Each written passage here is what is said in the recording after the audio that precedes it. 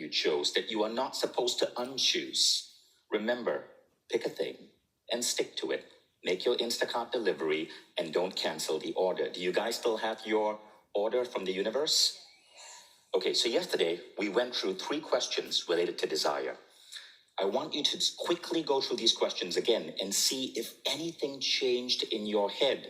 Question number 1, is this my true desire or someone else's desire dressed in Gucci?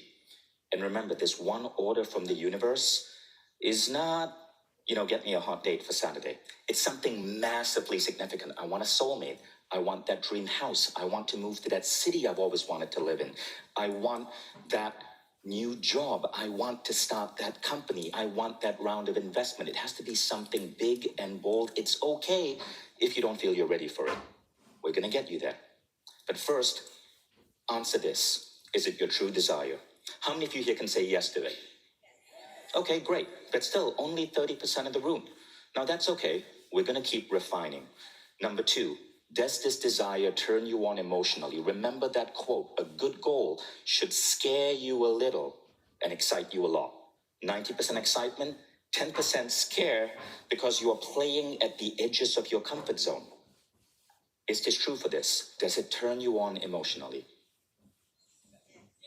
Does it scare you? 10% scare. Does it excite you a lot? Okay, now we go on to the 3rd question. Am I afraid of who I have to become to hold this? This is a tough one.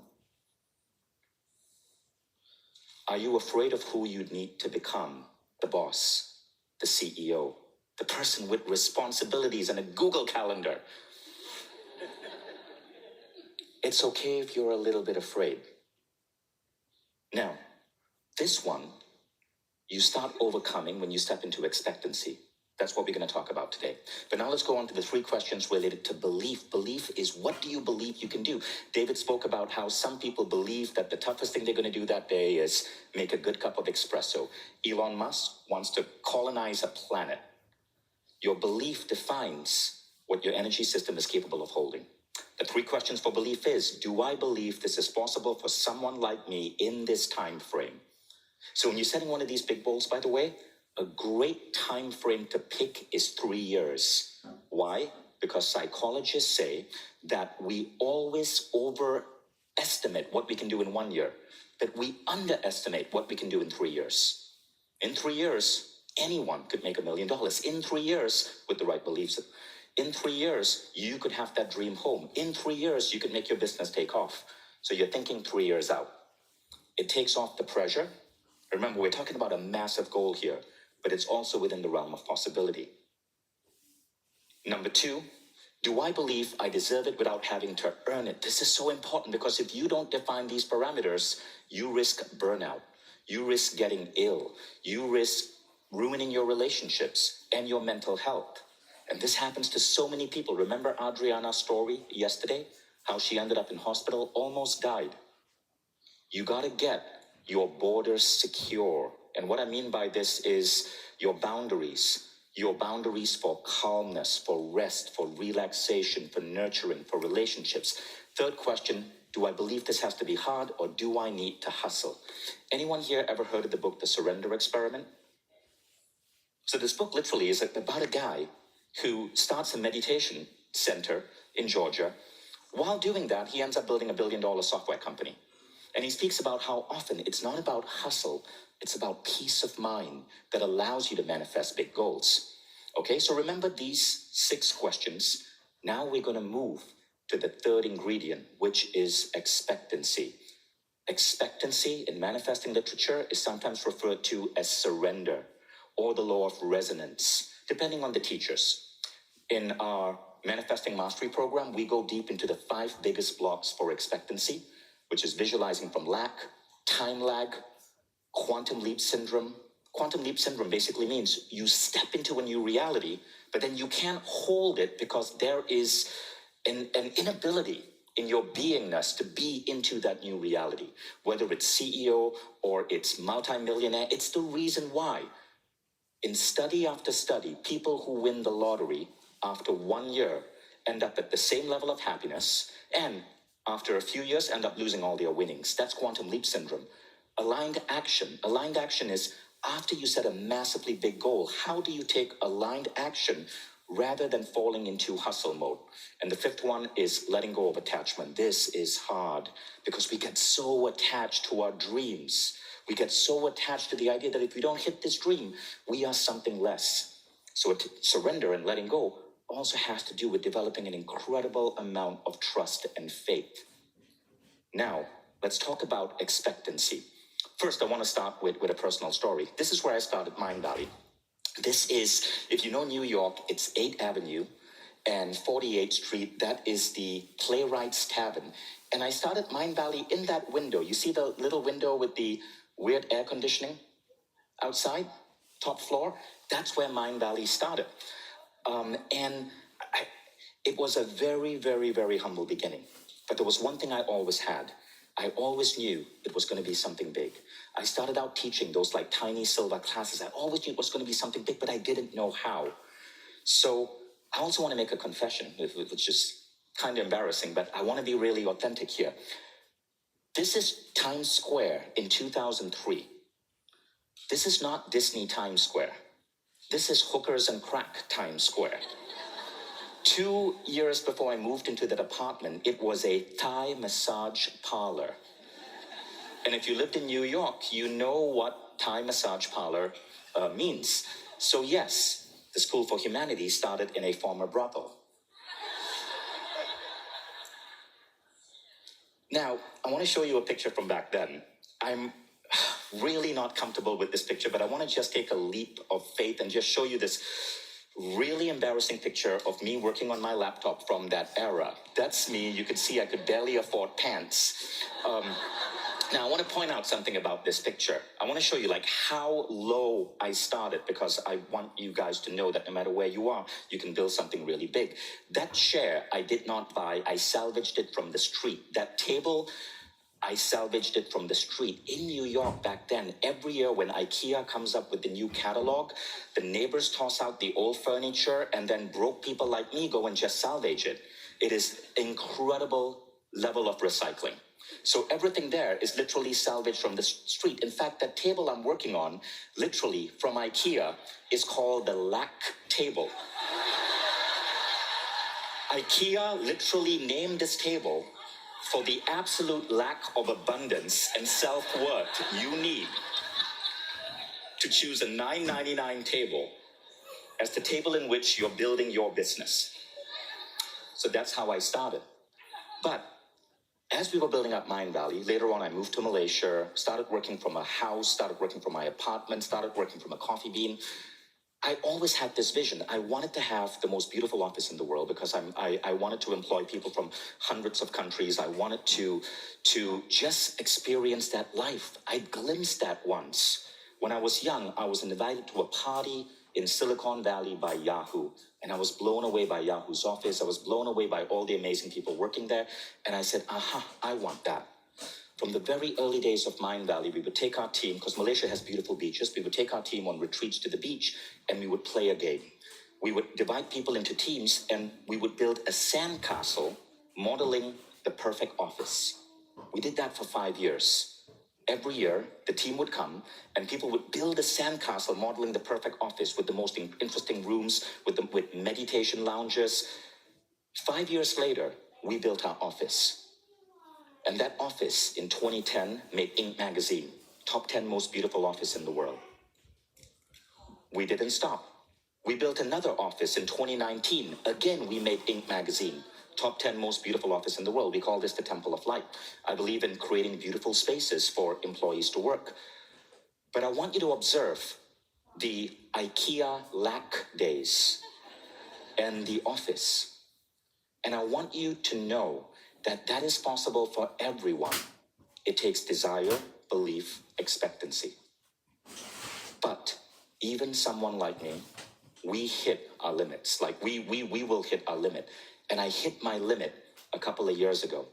And I want to tell you how I realized I hit my limit. So many of you here, David Guillaume mentioned this. What happens when you get to 5 million and you're no longer growing? What happens when you suddenly hit that limit and something's happening to the company? It's just not shifting. Something's happening to your life. You're not meeting that special someone. And to you, it's the tariffs, or it's the stock market, or it's something. But what if that limit is simply in our imagination? So here's how I recognize that limit, and this has to do with an expectancy block. When I was first starting out Mind Valley, and I first moved to Malaysia, this was around 2005, I go into the KL Mall under the Petronas Twin Towers, the tallest building in the world, and below that there's this beautiful mall, and I walk into the Xenia store. You know Xenia? Really expensive luxury brand. There's a store here as well in LA. And as I walk into the Xenia store and I'm dressed in jeans, I'm dressed in a t-shirt, I'm maybe 27 years old, the salesperson comes to me and she says in a Malaysian accent, "I'm sorry, sir, but you cannot afford anything here. This shop not for you." And I was so insulted. I just walked out. And she was right. I couldn't buy anything in that store. A few years ago, Mind Valley hit. I never forgot that person, though. Now, a few years ago, Mind Valley hits 100 million in revenue in under 12 months. We have our first 100 million revenue year. No VCs, no investors, nothing.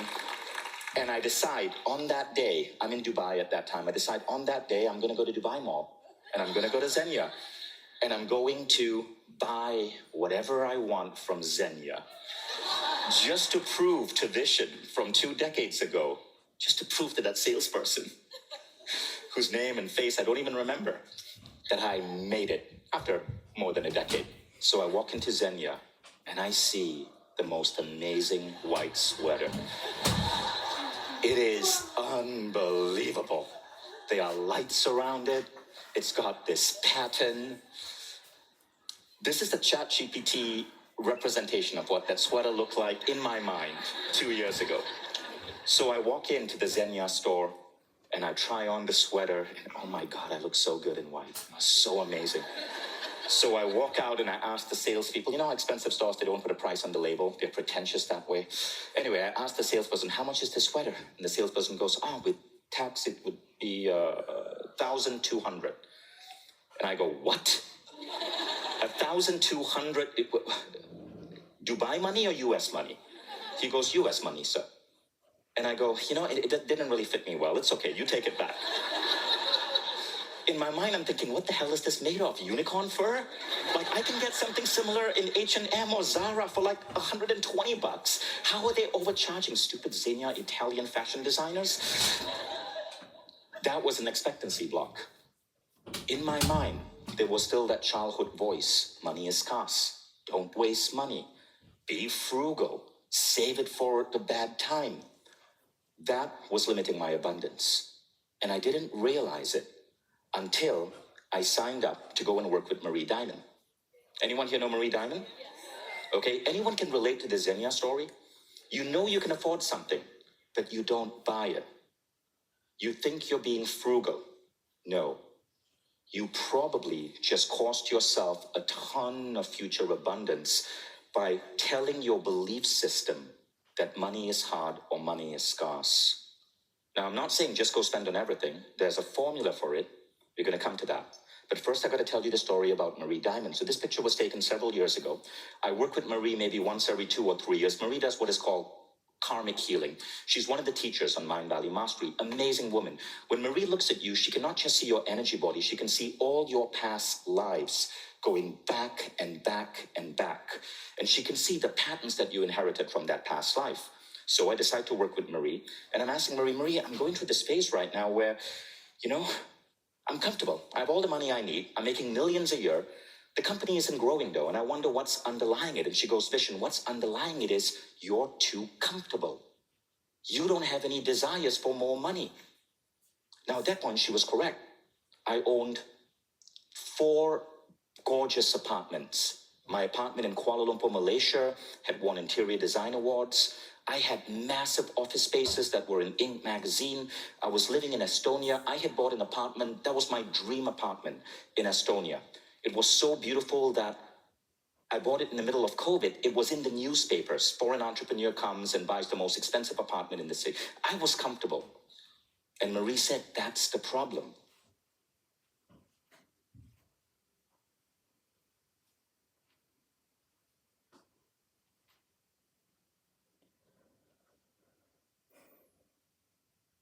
zero-sum game. The universe can make you richer, but it can also make everyone else richer. But you're telling the universe, I'm good, I'm full. So Marie said, so first I want to backtrack a second. I want to tell you how I met Marie. So Marie was on Mind Valley. I interviewed her, and this woman watched the interview, and this woman happened to be the mother of the rapper Big Sean. You know Big Sean? He wrote a song called Ass, Ass, Ass, Ass, Ass. Deeply spiritual guy. So, I mean, don't judge. Listen to the song. It's a spiritual song about booty. Okay, so Big Sean's mom tells Big Sean to go and work with Marie Diamond, and Marie Diamond does some miracles for Big Sean, and he goes public on the Jay Shetty podcast, and he talks about how Marie Diamond, he had a song that was about to release on August 26, maybe 2001 or so, and Marie says, no, wait till September 3rd. Big Sean goes, no, we're all ready to drop the song August 26. Marie goes, wait. Big Sean decides to listen to her. August 26th, Taylor Swift drops a single, shoots up to the top. Taylor Swift's single stays there for a week, drops September 2nd. Big Sean releases his song September 3rd, boom, he gets a number one. He goes public and talks about how Marie Diamond has changed his life. So I read this, I hear this. So Marie Diamond is speaking at Mind Valley University. I remember we're in Croatia, we're in a boat. I go up to her and I'm like, wow, congratulations, Marie. You did amazing work with Big Sean. And then I wanted to just test her. So I'm like, what can you do for me? And I'm thinking, okay, look, my energy is pretty clear. I don't write music about assery. I've been working on myself. I'm sure she's going to say, oh, Vishen, you are good. Maybe we should be business partners. We should combine our forces and change the world. But instead, Marie, in her French accent, looks at me and goes, oh, yes, you have a lot of shit in your energy. I'm like, what? She goes, shit, shit. You have shit in your energy. I can fix this. Now, I got to say something here. Marie is Belgian. She speaks French. I just want to divert a moment and talk about insults. Americans used to have the best insults, but now you guys have overused it. Everything is F this or ass that. Your best books are The Subtle Art of Not Giving an F or How to Be a Badass. Your personal growth teachers use words like unfuckwithable or bullshit rules. In America, insults are just like natural part of language. Even your president speaks in insults.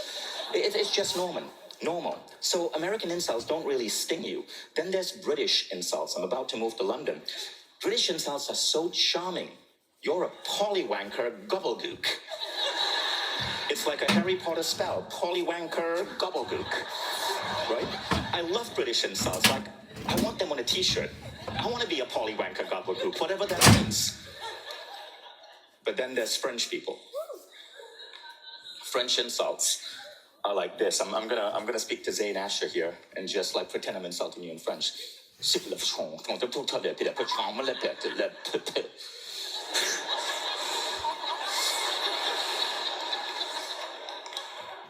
pas. The French know how to insult. You don't even know what they're saying, but they shred you to pieces. And that's the way I felt that day with Marie Diamond. So I go to see Marie. I start working with her, and Marie says, Vishen, show me your watch. So I show her my watch. And she goes, this is a stupid watch. Where did you get this from? And I say, Istanbul Airport, duty-free, 300 euros. She goes, see? You don't even buy yourself a fancy watch. And that's because I'm just not into this type of luxury. I grew up in Malaysia. I collect apartments and offices.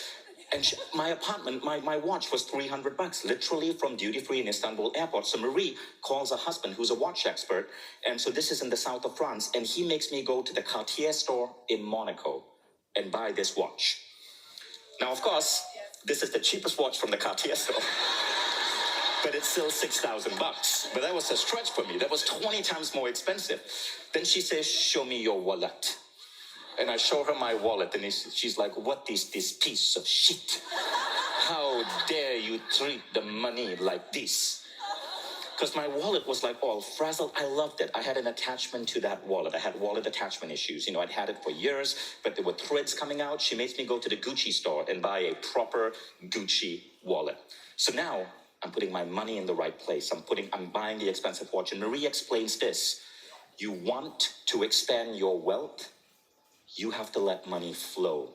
Spend money. You think you're happy with your beautiful apartment right now? Dream about the villa on Lake Como.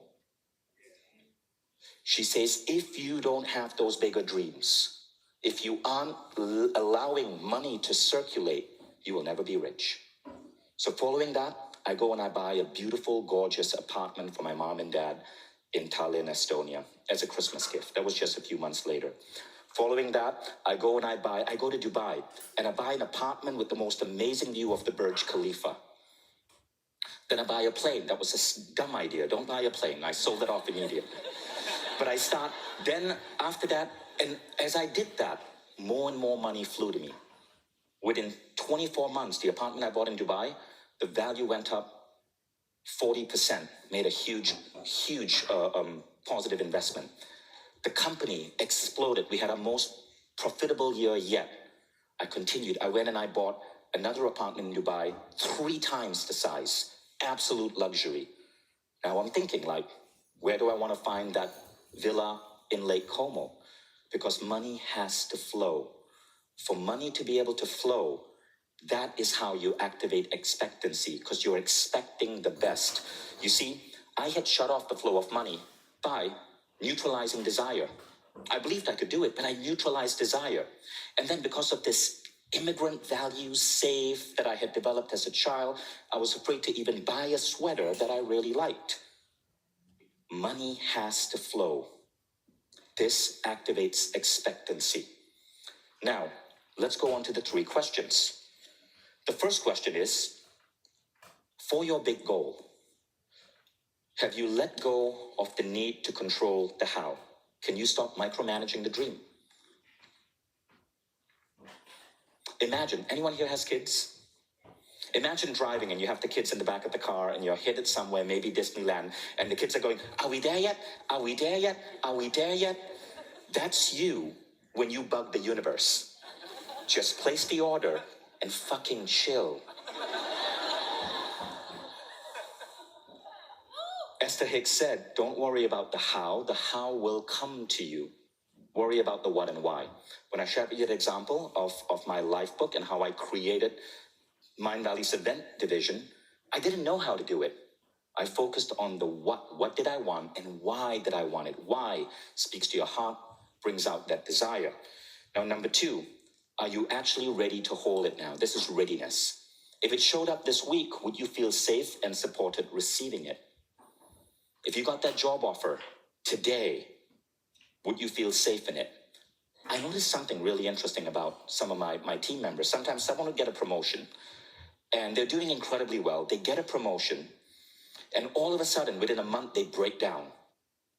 They're earning more money. They were not ready to receive it. This happens to all of us. Michael Beckwith calls this the law of resonance. The universe doesn't give you what you want. Rather, it will reflect back to you who you are. You have to become that which you desire first.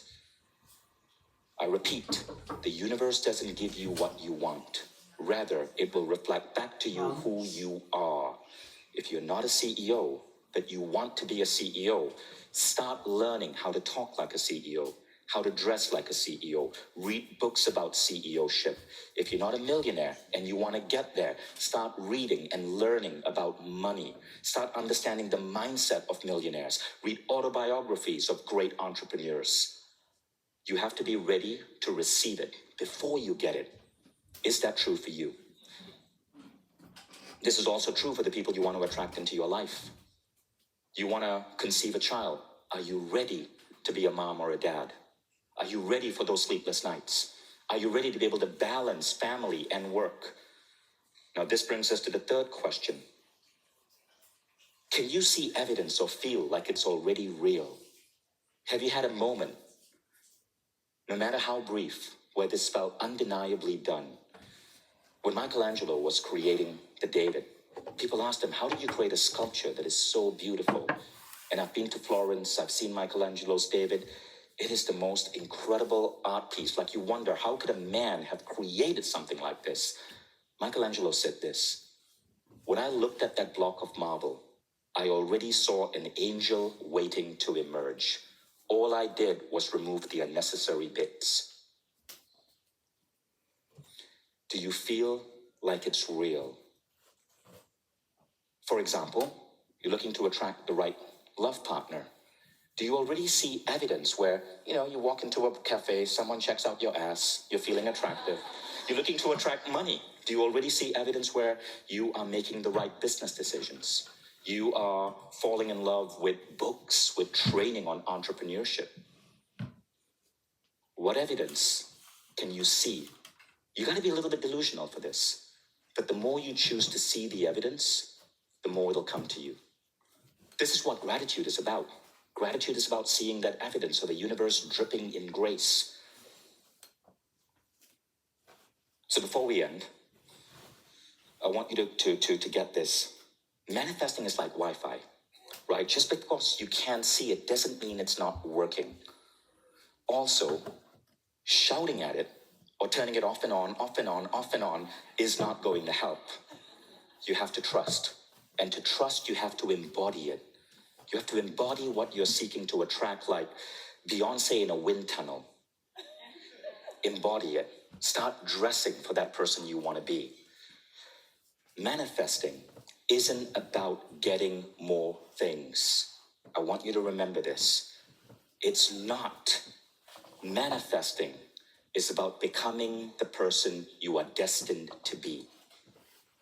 The more things, the business, the love, the career success, the accomplishments, those are simply the result of becoming the person you are meant to be. Manifesting is you being that block of marble and letting the universe gently remove the unnecessary bits so you emerge as the statue of David. That is the power of expectancy. I want to leave you with one last story. Because manifesting does require you to be a little bit delusional. And some people are going to think you're full of shit. Some people are going to, that's okay. The people in this room, we get it. We know.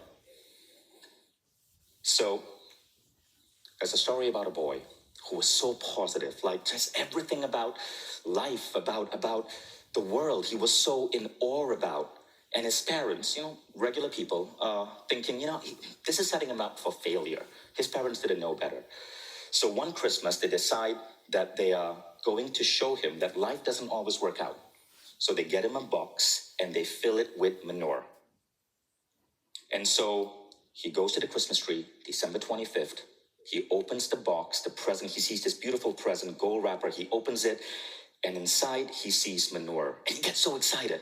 And he digs into the manure, and he tosses it out, and he digs into the manure, and he tosses it out, and he's tossing out the manure, and he's so happy. And his parents are thinking, Billy, what's going on? And he goes, Mom, Dad, I know.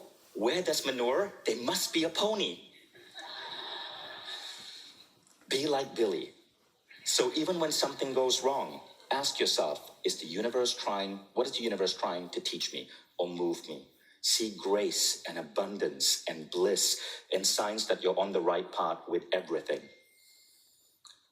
And manifesting starts to become inevitable. Before I wrap up, I want to give you all three questions. These are the three questions. Feel free to take a screenshot of that. I want to explain something on the money thing because I want to make sure that you guys don't think I'm saying buy everything. I've interviewed thousands of people, and every great financial guru I've interviewed, from Ramit Sethi to Harv Eker, they all say one thing, right? Budgeting actually sets you up for scarcity mindset. I know your parents thought about it. You should have a reserve for education, saving up for home, a reserve for you to invest in your future business. That's good, but don't call it budgeting. That word, scarcity mindset. But they also said this, 5 to 10% of your income, you must always keep aside for education. Minimum 5. And 10% of your income, keep aside to treat yourself to luxury. Even if you're earning $1,000 a month, 10%, keep it aside to spend $100 to go to a spa and give yourself a luxurious massage, to take your partner for a good dinner rather than cooking at home. 10%. If you do this, You are telling your mind that abundance is real. Okay? 10% luxury. 5 to 10%, depending on where you are, you want to spend on education. You want to spend on events like this. You want to spend on mastery programs. You want to spend on anything that helps you grow. Neil Donald Walsh embodied this really well. You know, we were talking once, and Neil was talking about how he traveled to South America, and he was in a beautiful market. I think it was in Ecuador, and he was haggling with, and he saw all the other American tourists haggling with the woman selling beads and stuff. And the woman would say $20, and the American tourist would go, "I'll give you 15." And the woman would go, No, 17. And the tourist would go, "I'd give you 13." And they'd settle on 15. And Neil goes, "Why are you doing that? Like, that woman is poor. We're Americans." He says, when I go there and the woman says $20, I say, "I'll give you 30. Can you practice that?" That is abundance mindset. And I want to leave you with that. So, desire, belief, expectancy.